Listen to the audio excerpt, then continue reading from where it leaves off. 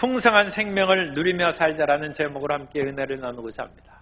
우리 옆에 분들에게 풍성한 생명을 누립시다 인사하겠습니다.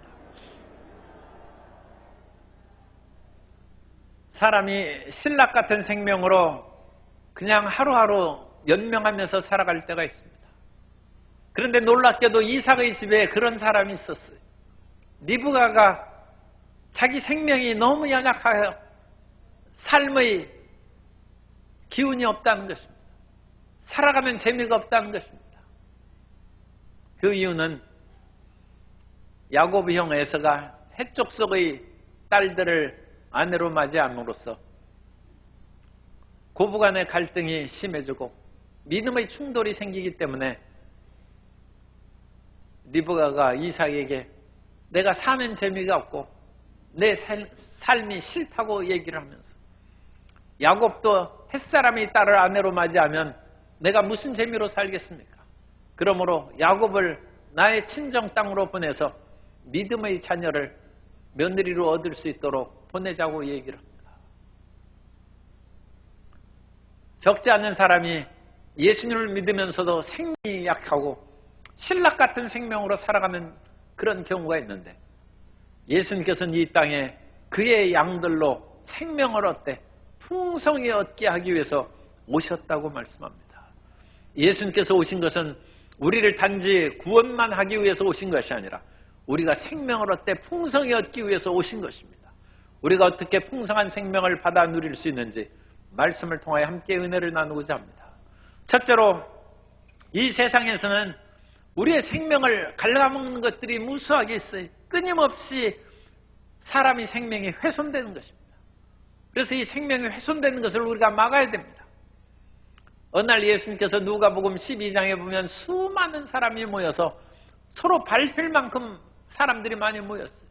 그런데 그 사람들에게 예수님을 믿는 제자들에게 제자도의 길을 가르치고 이 세상의 어떤 위협과 핍박이 다가와도 두려워하지 말고 믿음을 굳게 하라 제자들을 권면한 후에 많은 무리들에게 시험에 들지 않고 생명을 갉아먹지 않도록 조심해야 될 것이 있다는 것을 가르칩니다. 그것이 오늘 우리 읽은 물질에 대한 문제입니다. 이 세상에서 물질이 없으면 우리가 살아갈 수가 없습니다. 그런데 이 물질이 우리의 생명을 풍성하게 해주지 못하고 우리 생명을 갉아먹는다면 그건 참으로 굉장히 중요한 문제가 되는 것이죠. 한 사람이 찾아와서 예수님께 나의 형과 나의 유산을 잘 나누게 해 주십시오. 그와 같이 예수님께 청원합니다. 당시 랍비들은 하나님의 말씀을 백성들에게 들려주어서 하나님의 말씀대로 문제를 해결해 주는 그 일이 있었습니다. 신명기에 보면 형제들 간에 재산 문제가 있을 때 공평하게 하라고 신명기 21장 15절 이하에 말씀하고 있습니다. 어떤 사람이 두 아내를 두었는데 고대 세계의 일부 다처제의 그런 사회입니다. 하나는 사랑을 받고 하나는 미움을 받다가 그 사랑을 받는 자와 미움을 받는 자가 둘 다 아들을 낳았다 하자 그 미움을 받는 자의 아들이 장자이면 자기의 소유를 그의 아들들에게 기업으로 나누는 날에 그 사랑을 받는 자의 아들을 장자로 삼아 참장자 곧 미움을 받는 자의 아들보다 앞세우지 말고 반드시 그 미움을 받는 자의 아들을 장자로 인정하여 자기의 소유에서 그에게는 두 몫을 줄 것이니 그는 자기의 기력의 시작이라 장자의 권리가 그에게 있음이라. 가정의 불행이 장자의 소유를 뒤바꿈으로 말미암아 생길 수 있으니 그런 일을 하지 말고 비록 미워하는 아내가 낳은 아들이라 할지라도 그가 큰아들이면 두 몫을 주랍니다. 오늘날은 모든 자녀들이 한 몫으로 1:1로 똑같이 분배하게 법이 되어 있습니다만 성경시대에는 장자는 두 몫을 받고 다른 아들은 이제 한 몫을 받습니다. 예수님은 랍비 중에 랍비니까 당연히 그 문제를 해결해 줄 것으로 이 사람이 기대해서 예수님 앞에 나왔습니다. 그리고 형에게 얘기해 주셔서 그 상속을 잘 공평하게 해달라고 청원을 했는데 예수님께서는 내가 너희의 그런 물질을 나누는 재판장이냐 그러면서 그것을 거절하시고 그 사람의 마음을 꿰뚫어 보시는 예수님께서는 오히려 삼가 탐심을 벗어버리라고 했습니다. 사람의 물질로 말미암아 형제간에 미워하고 원수가 되지 말고 내 마음의 탐심을 버리는 것이 오히려 형제와 원수가 되어서 내 생명을 갉아먹고 내 생명이 연약해지는 것보다 훨씬 낫다는 것입니다. 우리 인생에 먹고 사는 문제가 중요하지만 과도한 탐욕은 오히려 우리의 생명을 갉아먹습니다. 그러므로 내 생명이 왜 이리 연약한가? 그런 마음이 들 때 혹시 내 마음에 탐심이 너무 많지 않은가? 그걸 한번 생각해 볼 필요가 있어요. 탐욕이 많으면 생명이 시달리는 것입니다. 잠언서 30장 15절 이하에 보면 거머리에게는 두 딸이 있어 다오다오 달라고 한다는 것입니다. 다오다오 하느니라. 족한 줄을 알지 못하여 족하다 하지 아니한 것 서너시 있나니 곧 스올과 죽음은 끊임없이 사람들을 받아들이죠. 스올과 아이 되지 못하는 태와 물로 채울 수 없는 땅과 족하다 하지 아니하는 불이니라. 사람들이 끊임없는 탐욕을 가지면 우리 생명이 그것으로 시든다는 것입니다. 탐욕의 다른 면은 인색함입니다. 너무 마음이 인색해서 자기가 필요한 것이 있는데도 불구하고 그런 것을 하나도 쓰지 아니하고 끌어모으기만 하는 인색함은 그 생명으로 풍성함을 얻지 못하고 마치 스크루지 영감처럼 그 사람이 수많은 돈이 오히려 그를 족쇄를 채우고 그가 죽으면 쇠사슬로 얽매여 살아가는 그런 비극을 초래할 것이다 얘기한 것처럼 탐욕과 인색함이 그 생명을 갉아먹는 것입니다. 또한 우리 생명을 갉아먹는 것이 우리의 염려와 근심입니다. 그렇기 때문에 예수님께서는 염려하지 말고 살라고 하십니다. 아니 이 세상에 어찌 염려하지 않고 살 수 있습니까? 할 때 주님께서는 마태복음 6장 33절 이하에서 말씀합니다. 그런즉 너희는 먼저 그의 나라와 그의 의를 구하라. 그리하면 이 모든 것은 의식주의 모든 것입니다. 너희에게 더하시리라. 그러므로 내일 일을 위하여 염려하지 말라. 내일 일은 내일이 염려할 것이요 한날의 괴로움은 그날로 족하니라. 오늘 근심 있으면 오늘 근심하는 것으로 족하고 내일까지 염려하지 말라는 것입니다. 내일은 내일이 염려할 것이다. 내일은 내일이 염려할 것이라는 것은 내일 일은 오늘 생각하지 말라는 것입니다.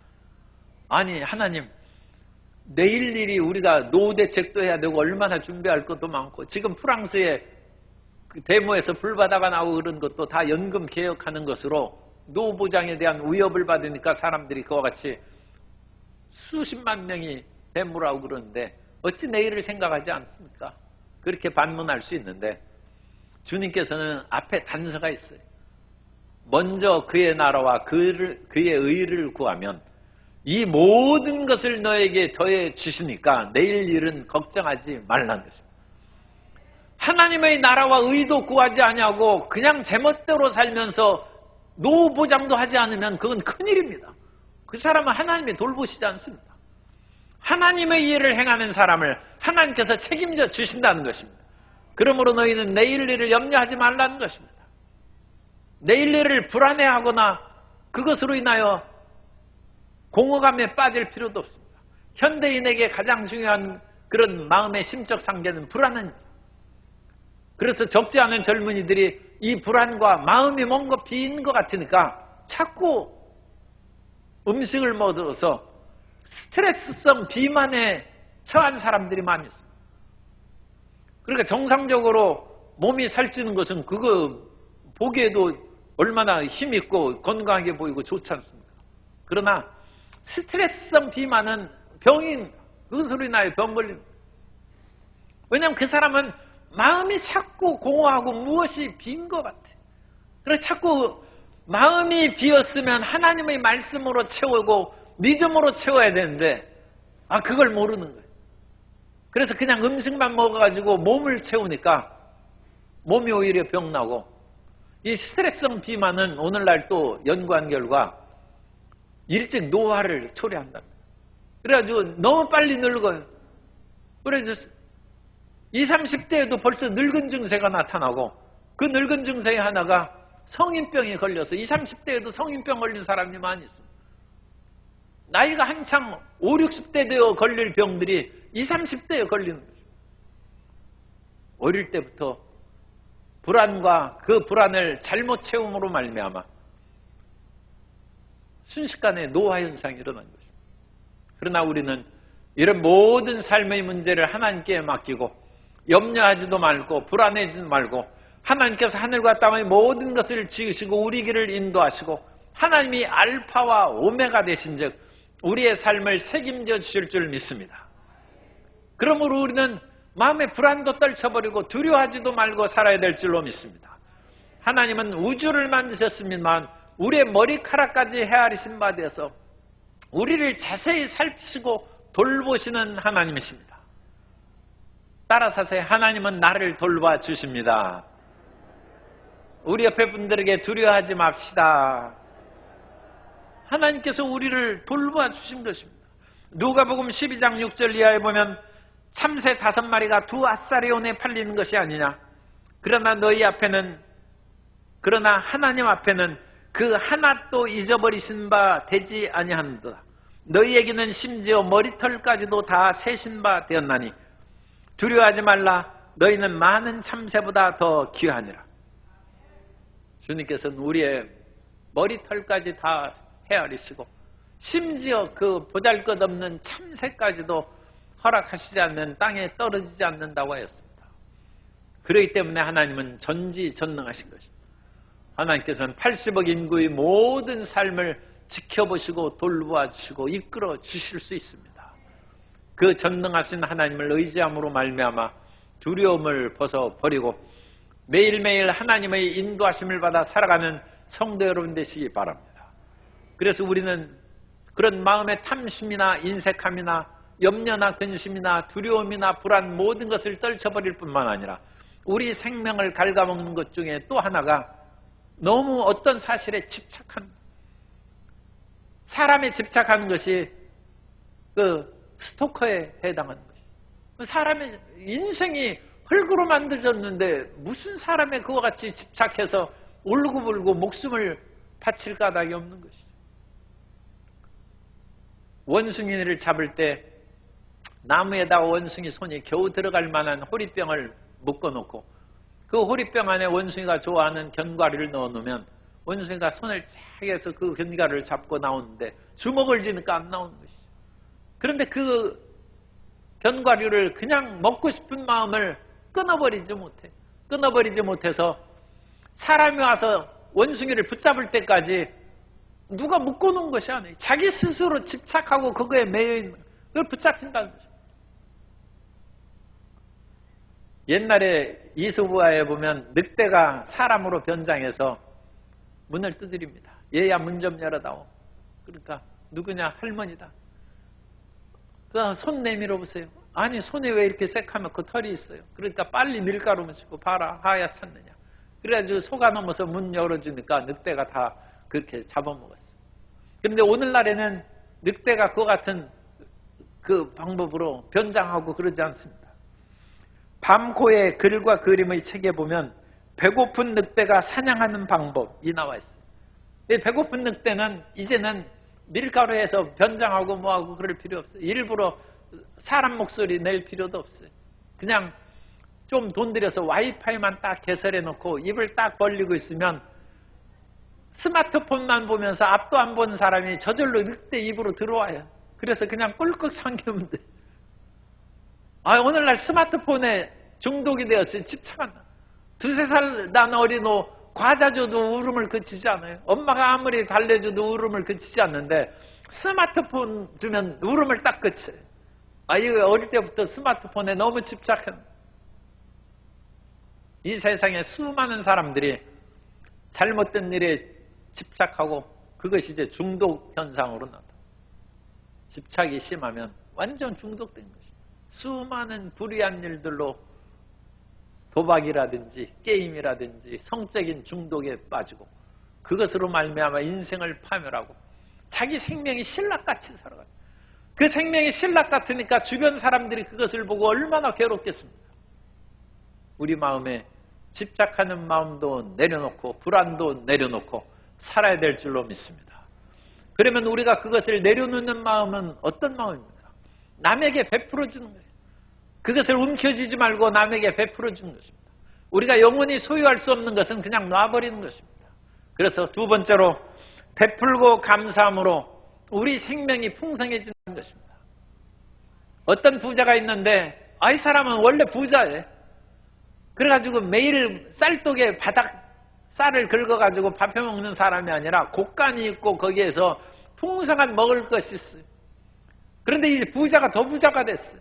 얼마나 소출이 많은지 이번에는 자기 창고에 그 먹을 것을 쌓아놓을 수가 없어요. 그래서 이 사람이 이때부터 실수한 거예요. 자기 곡간을 허물고 그 풍성한 물질을 가득 더 쌓아놨는데 하나님께서 그 밤에 그 영혼을 취하시니까 그 물질이 누구 것이 되겠느냐. 사람이 자기 삶을 대비해서 하나님께서 주시는 물질을 그날 들어온 것 그날 다 쓰고 그런 것은 올바르지 않습니다. 우리는 미래를 잘 모르기 때문에 하나님께서 지혜로운 요셉을 통하여 7년 풍년을 대비해서 모든 곡식을 쌓아놓으므로 7년 기근을 대비하게 하셨습니다. 인생에는 그와 같이 부침 오르락내리락 하는 것이 있는 것이죠. 그러므로 하나님께서는 우리에게 곡간을 만드는 것을 잘못했다고 하지 않습니다. 그런데 우리가 웬만큼 줄면한 곡간이 있으면 그것은 이 부자가 이미 부자입니다.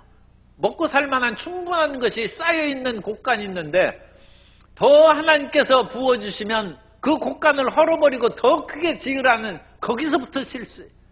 거기서부터 잘못. 그럴 것이 아니라 그것은 나눠주라는 것입니다. 왜냐하면 이미 그 사람 부자고 곡간에 쌓을 것이 있어요. 그러므로 하나님께서 더 주시는 것은 이웃에게 사랑을 베풀고 나누라는 것입니다. 그런데 이 사람이 그것을 나누지 않음으로 말미암아 하나님께서 그 영혼을 그 밤에 취해서 그 사람이 죽고 말았어요. 그 사람이 그 수명이 그때까지밖에 되지 않았겠죠. 그래서 데려간 거예요. 그런데 만일 이 사람이 곡간을 허물어서 그거 곡간 허물고 새로 짓는데도 얼마나 돈이 들겠습니까? 그럴 필요가 없이 그것을 인하여 좀 아까운 마음이 있었을지라도 사랑하는 마음으로 이웃에게 돌봐줬다면 하나님께서 이 사람 데려가시지 않습니다. 구제를 통하여 목숨을 연장하는 예가 성경에 몇 번 나오는데 히스기야 왕이 팔에 병이 걸려서 죽게 됐어요. 그 위대한 선지자 이사야가 와가지고 당신 병에서 낫지 못하고 죽을 것이니 내 집을 정리하라고 했어요. 히스기야가 그 말을 듣고 벽을 향하여 통곡하면서 하나님 앞에 기도합니다. 이사야 38장 2절 이하에 보면 히스기야가 얼굴을 벽으로 향하고 야훼께 기도하여 이르되 야훼여 구하오니 내가 주 앞에서 진실과 전심으로 행하며 주의 목전에서 선하게 행한 것을 기억하옵소서 하고 히스기야가 심히 통곡하니 이에 야훼의 말씀이 이사야에게 임하여 이르시되 너는 가서 히스기야에게 이르기를 내 조상 다윗의 하나님 야훼께서 이같이 말씀하시기를 내가 내 기도를 들었고 내 눈물을 보았노라. 내가 내 수안에 15년을 더하고 이 사람 생명이 끝났어요. 그런데 15년 플러스 알파로 더 주신다는 거예요. 우리가 100살 살게 되었으면 기도하면 115세 살게 해주신다. 너무 100살 됐으면 충분하니까 기도 안 하면 그냥 100세에 돌아가시는 거죠. 그런데 히스기야가 하나님 앞에 진실과 전심으로 행했어요. 그리고 하나님 앞에 선하게 행했다는 것은 이웃에게 사랑과 구제를 베풀어 주었다. 이웃을 사랑하는 마음을 베풀어 주었다는 거죠. 그것을 하나님 앞에 내세우면서 통곡하고 부르짖어 기도하니 하나님께서 그래 알았다. 이사야에게 당장 가서 15년 더 산다고 얘기해 주라는 거죠. 신약성경에 보면 베드로가 죽은 자를 여러 명 살리는데 그 중에 다비다를 살립니다. 다비다는 도르가라고도 하죠. 도르가는 헬라어고 다비다는 히브리어입니다. 그래서 이 다비다에게 베드로를 보내서 그 다비다가 누워있는 다락방에 올라가서 베드로가 기도를 하는데 다비다 쿰 다비다에 일어나나 하니까 다비다가 살아났어요. 왜 살아났습니까? 베드로에게 수많은 과부들이 울면서 다비다는 꼭 살아야 된다는, 이 사람이 살아있을 때 우리에게 옷도 지어주고 속옷도 만들어주고 온갖 구제를 했는데 이렇게 갑자기 죽으면 어떡하느냐. 그러자 하나님께서 베드로의 기도를 들으시고 그 많은 과부들의 간청을 들으셔서 다비다를 살려내신 거죠. 하나님 앞에 구제와 선행을 행하는 것은 우리의 생명을 연장하는 거죠. 밥 많이 먹는다고 오래 사는 것이 아니고, 약 먹고 주사 많이 맞는다고 오래 사는 것이 아니고, 하나님 앞에 선하고 의롭게 살면 주님께서 오래 살게 해주시는 것입니다. 왜냐하면 우리가 선을 행하면 이 땅에 악이 많이 뻗어나가는데, 선인들을 빨리 데려가면 악이 더 팽창할 거 아닙니까? 그러므로 이 선인이 악을 못 오게 막는 저지선이에요, 저지선. 그러므로 선을 행하면 행할수록 하나님께서 그 사람들을 파수꾼으로 살려두시는 것입니다. 선을 행하는 사람, 기도하는 사람이 있어야 우리가 살고 있는 대한민국이 악의 세력에 물들지 아니하고 하나님을 경외하지 않는 사람의 세력에 휩쓸려가지 않도록 지켜주실 줄 믿습니다. 그런 사람이 더 많이 살아있어요. 오늘날 성령 충만함을 받기 위해서 부르짖어 기도할 때 무조건 기도만 하는 것으로 능사가 아닙니다. 우리가 선을 행하고 남을 구제하면 성령도 그 사람에게 임해 주십니다. 고넬료가 하나님의 은혜 가운데 그야말로 구제와 선행을 많이 하고 열심히 기도하는 사람이 되어서 하나님께서는 고넬료에게 베드로를 보내사 하나님의 말씀을 듣게 하시고 고넬료에게 성령 충만함을 주시고 방언의 은사를 주시고 그 온 집안 사람들이 다 성령 충만함을 받았다고 사도행전 10장에 나와 있는 것입니다. 오늘날 우리가 성령 충만함을 받고 방언을 받아야 기도의 능력이 생기고 이 세상을 이길 수 있는 크리스찬이 됩니다. 그리고 방언을 받았는데도 약한 사람은 더욱 방언 기도를 열심히 해서 세상을 이기는 하나님의 자녀가 되시기를 주님 이름으로 축복합니다. 그런데 고넬료가 어떤 사람입니까? 이방인입니다. 이방인의 군 백부장입니다. 그럼에도 불구하고 하나님께서 예수님의 수제자 베드로를 그와 같이 가이사랴에 보내기까지 하면서 그를 성령받게 하신 것은 고넬료가 구제에 힘쓰고 기도를 많이 하는 사람이라고 분명히 선거에 언급되어 있기 때문입니다.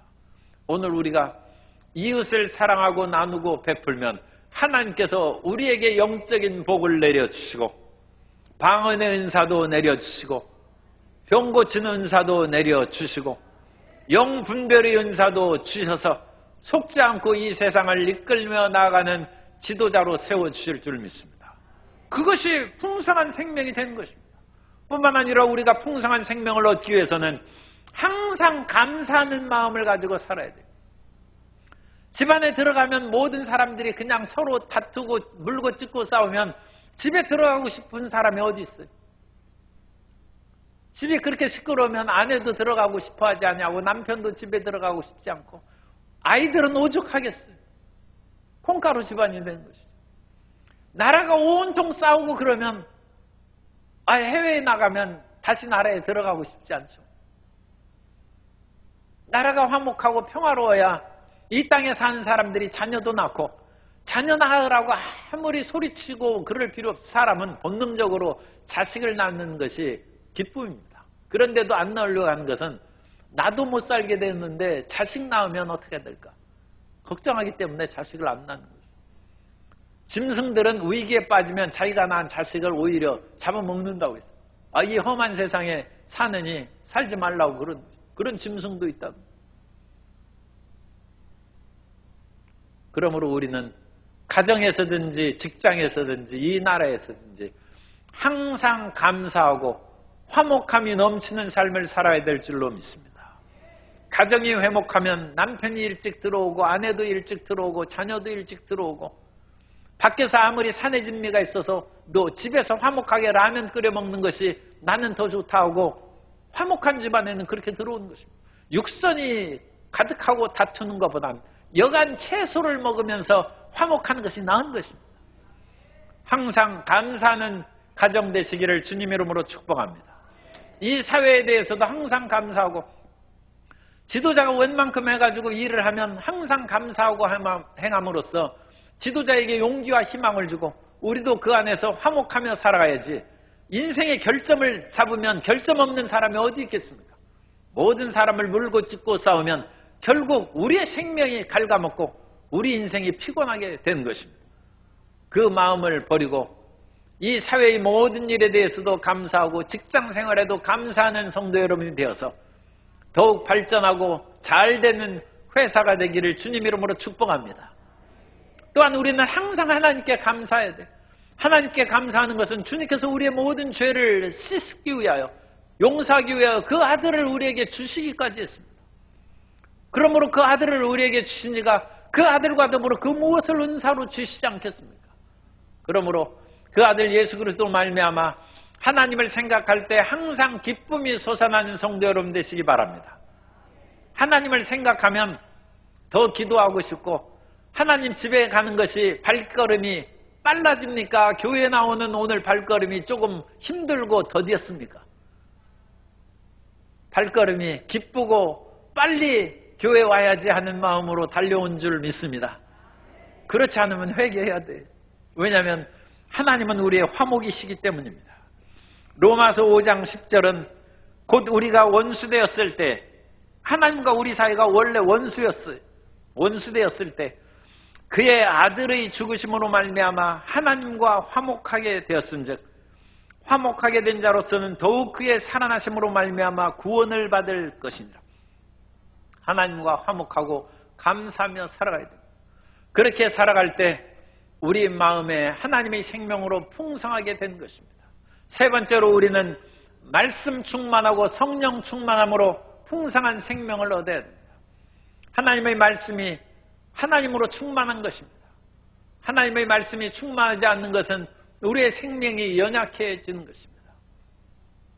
이 세상에서 하나님의 말씀이 우리 마음 가운데 기쁨이 되지 못한 것은 세상의 일들로 우리 생각이 너무 가득 차 있기 때문입니다. 그 마음에 딴 생각으로 가득 차 있으면 아내가 남편에게 무엇을 얘기해도 남편이 무슨 얘기했어? 알아듣지 못하고, 자녀가 딴 생각으로 가득 차 있으면 학교 수업 시간에도 딴 생각하고 하니까 공부를 못하죠. 예배를 드리면서 은혜가 없다고 하는 것은 하나님의 말씀이 그 마음에 들어가지 않기 때문입니다. 세상의 여러 가지 근심으로 마음이 가득 차 있어요. 세상에 대한 쾌락과 놀러갈 생각으로 가득 차 있으면 마음은 홍밭에가 있는 것이죠. 그러면 주의 말씀이 들어오지 않습니다. 하나님의 말씀이 우리 속에 들어와서 은혜로 우리 마음을 감동시키기 위해서는 마음을 비워야 됩니다. 세상에 대한 생각을 비우시고 하나님의 말씀으로 채움으로 풍성한 생명을 얻게 되시기를 주님 이름으로 축복합니다. 우리 앞에 산의 진미가 놓여 있어도 우리가 다른 것으로, 쓸데없는 것으로 그냥 가득 먹었어요. 그러면 아무리 잔치상을 벌어놓는다 할지라도 음식이 들어가겠습니까? 그 맛있는 음식이 정말 맛있게 먹어지겠습니까? 세상의 일이 우리 마음 가운데 가득하면 금식하시기 바랍니다. 그래서 영혼을 비우고 마음을 비우시기 바랍니다. 주님께서는 팔복에서 첫 번째 말씀하시기를 심령이 가난한 자는 복이 있다고 했습니다. 천국이 그들의 것입니다. 마음이 가난하여 비어 있어야 천국이 들어가는 것이고, 마음이 세상으로 가득 차 있으면 하나님의 말씀이 들어가지 아니하고 은혜도 들어가지 아니하고 천국이 들어갈 수 없습니다. 우리는 기도를 통하여 세상의 흐름의 시간을 끊어버립니다. 세상의 시간의 흐름은 크로노스라는 그런 단어를 쓰는데 끊임없이 흘러가는 시간이에요. 세상에 흘러가는 시간을 끊어버리는 것이 기도입니다. 하나님과 만나기 위해서 세상에 지나가는 그런 여러 가지 즐거운 일들을 기도 시간으로 끊어버립니다. 그래서 세상의 시간을 끊어버리면 끊어버린 자리에 하나님이 임재하사 주의 말씀으로 들려주시고 생명의 시간으로 우리를 이끌어 주신 줄 믿습니다. 그리고 그 끊어지는 자리에 주의 성령을 물붓듯 부어주셔서 성령의 음성을 듣게 하시고 하나님의 카이로스의 시간으로 우리가 전진해 나아가게 하는 것입니다. 오늘 우리 새로운 삶을 살고 풍성한 생명의 길을 나아가는 그것이 그렇게 어렵지 않습니다. 세상으로 가득 찬 우리 마음을 비우는 작업을 끊임없이 그것을 비우고, 그래야 빈 마음에 하나님의 말씀이 임하는 것입니다. 하나님의 은혜가 임하는 것이고, 자기 중심의 마음이 비어야 성령 중심의 마음이 우리 속에 가득하게 될 줄로 믿습니다. 하나님께서는 우리를 사랑하셔서 성령을 주시기를 원하십니다. 예수님께서는 분명히 우리에게 약속하셨습니다. 내가 그와 같이 너희를 버려두지 아니하고 너희에게 다시 오리라고 말씀하시고, 주님께서 성령으로 우리에게 임하여 주셨습니다. 그러므로 우리 성도님들은 예수님으로 충만하고 예수님의 생명으로 충만하기 위해서는 성령 충만함을 받아야 됩니다. 그래서 성령 충만함으로 마음을 비우고 하나님을 간절히 사모하는 심령 되시기를 주님으로 축복합니다. 하나님의 말씀으로 성령으로 충만하면 우리에게 새 삶이 임하게 됩니다. 세상의 끊임없는 죄와 정죄의식 속에서 우리가 하나님의 말씀이 임하면 죄의식에서 벗어나고 우리 속에 성령의 아름다운 인도하심이 있다고 로마서 8장 1절 이하에서 말씀합니다. 그러므로 이제 그리스도 예수 안에 있는 자에게는 결코 정죄함이 없나니, 이는 그리스도 예수 안에 있는 생명의 성령의 법이 죄와 사망의 법에서 너를 해방하였습니다. 끊임없이 죄책과 정죄의식에 시달리는 사람이 그 마음을 비우고 성령의 충만함을 받으니 생명의 성령의 법이 우리 생명을 풍성하게 한다는 것입니다. 끊임없이 가난과 저주의식에 시달리는 사람이 그 마음을 던져버리고 하나님의 말씀으로 채우매 고린도후서 8장 9절에 말씀합니다. 우리 주 예수 그리스도의 은혜를 너희가 알거니와 부유하신 이로써 너희를 위하여 가난하게 되심은 그의 가난함으로 말미암아 너희를 부유하게 하려 하심이라. 주님께서 우리의 부요가 되시고, 주님께서 율법에 나무에 달린 자마다 저주를 받은 자라고 했는데, 예수님께서 십자가에 달림으로 말미암아 율법의 저주에서 우리를 속량하셨은즉 우리는 이제 저주받은 자가 아니라 복받은 자가 된 줄로 믿습니다. 이 하나님의 말씀이 우리 마음 가운데 새겨져야 돼요. 새겨져야. 그러기 위해서 세상의 일들로 가득한 마음을 비우고, 세상의 근심 걱정의 마음도 비우고, 세상의 가치관으로 얼룩진 마음을 내려놓고 하나님 말씀으로 채울 때 모든 사람 마음에는 생명이 넘쳐나고 말씀의 기쁨과 능력으로 충만하게 될 줄로 믿습니다. 이 세상은 끊임없이 우리 생명을 갉아먹는 탐심과 인색함과 불안과 근심과 염려와 두려움과 집착이 가득한 세상입니다.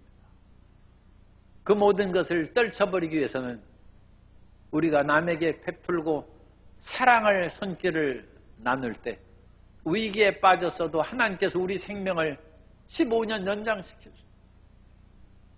아니 그건 자기 수명이 다 했는데도 또 플러스 15년이라는 것이니까 풍성하게 살아갈 수 있게 하시고, 우리가 감사하면 하나님께서 감사로 제사를 드린 자가 나를 영화롭게 한다는 말씀처럼 하나님의 구원을 보여주시고, 우리 마음에 가득 찬 세상의 것들로 인하여 말씀이 들어오지 아니하고 은혜가 들어오지 않을 때 마음을 비우시기 바랍니다. 금식과 기도로 마음을 비우고 세상의 시간의 흐름을 끊어버리면 하나님의 말씀이 우리 속에 심어지고 성령의 충만함을 받아서 생명을 얻되 풍성히 얻게 될 줄로 믿습니다. 우리에게는 이 봄에 꽃만 피는 것이 아니라 위대한 기회가 우리에게 지금 놓여 있습니다. 하나님의 말씀과 성령으로 새 인생을 살아가고 풍성한 생명을 누리는 성도 여러분 되시기를 주님 이름으로 축원합니다.